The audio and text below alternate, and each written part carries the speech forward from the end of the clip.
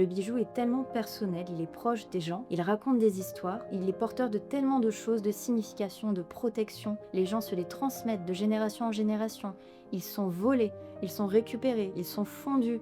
C'est vraiment des objets très intéressants qui racontent beaucoup de notre univers.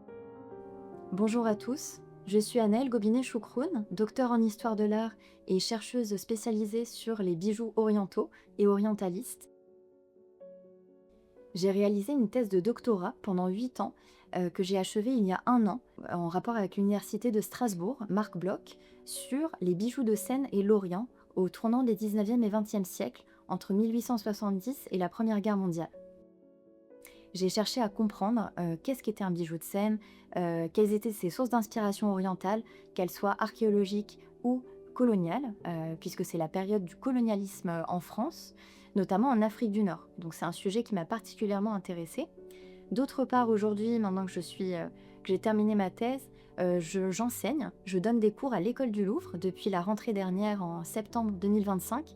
Nous avons créé pour la première fois une chaire de spécialité sur les arts et l'archéologie du judaïsme en France et en Europe et dans le monde.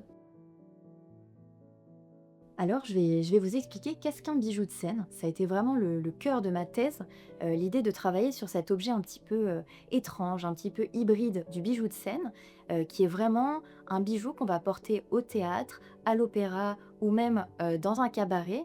Les acteurs, les chanteurs, les danseurs vont avoir des bijoux très différents.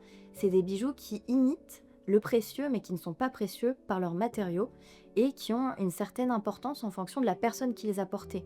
Par exemple, une grande chanteuse d'opéra ou une grande actrice comme Sarah Bernard en France, à Paris, les bijoux qu'elle porte vont avoir une beaucoup plus grande valeur que ceux d'une danseuse bien moins connue. Concernant le style, alors moi je me suis vraiment attachée au style orientaliste à l'époque coloniale. Qu'est-ce que ça veut dire de représenter à Paris, à Vienne, à Londres, au 19e siècle, un oriental sur scène?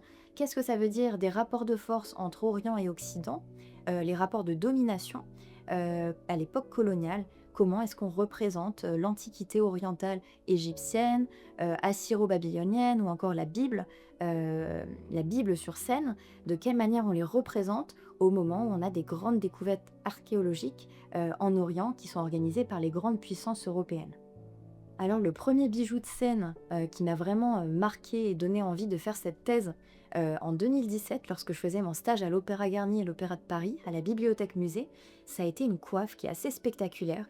Elle est très grande, rayonnante, elle fait 20 cm d'envergure et c'était la coiffe de la fée dans l'opéra Cendrillon de Massenet, qui a été créé au tournant des 19e et 20e siècles.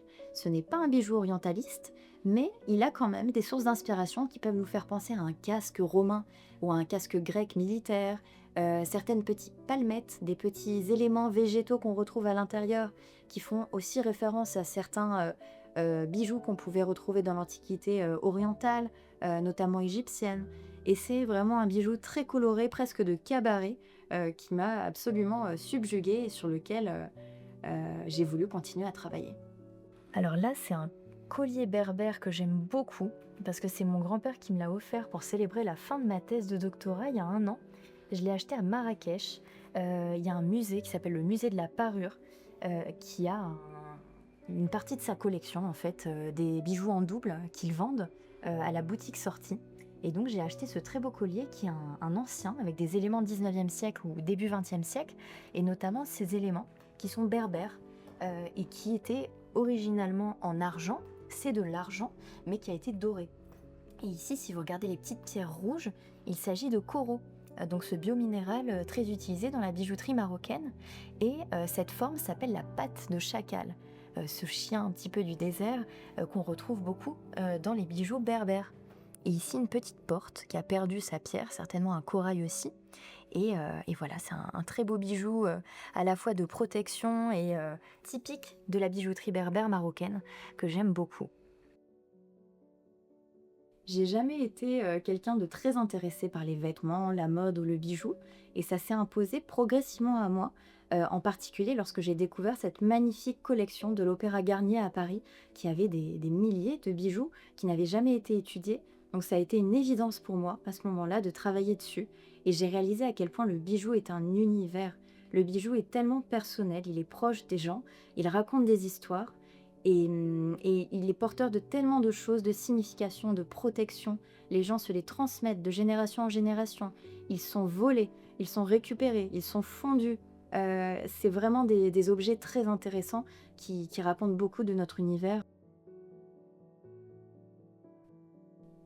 Alors concernant les judaïkas, de façon générale, les objets de culte juif, qui sont utilisés dans le cadre du rituel, pour la religion juive, j'ai été, très intéressée à partir du moment où j'ai travaillé au musée d'art et d'histoire du judaïsme à Paris, où j'ai été conservatrice pendant 3 ans et assistante d'exposition.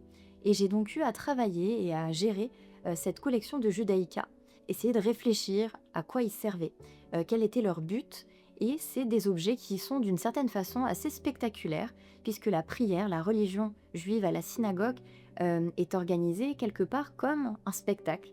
J'ai envie de dire avec des accessoires, des bijoux pour ce spectacle, qui sont les judaïkas, souvent fabriqués en métal, parfois décorés de petits ornements qui rappellent des pierres précieuses.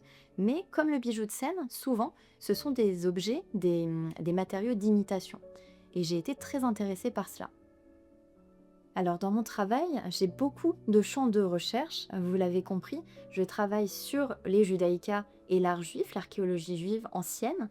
Je travaille également sur l'orientalisme culturel et artistique au 19e siècle, à l'époque coloniale notamment, et sur la bijouterie et le costume, notamment d'Afrique du Nord, notamment du Maroc.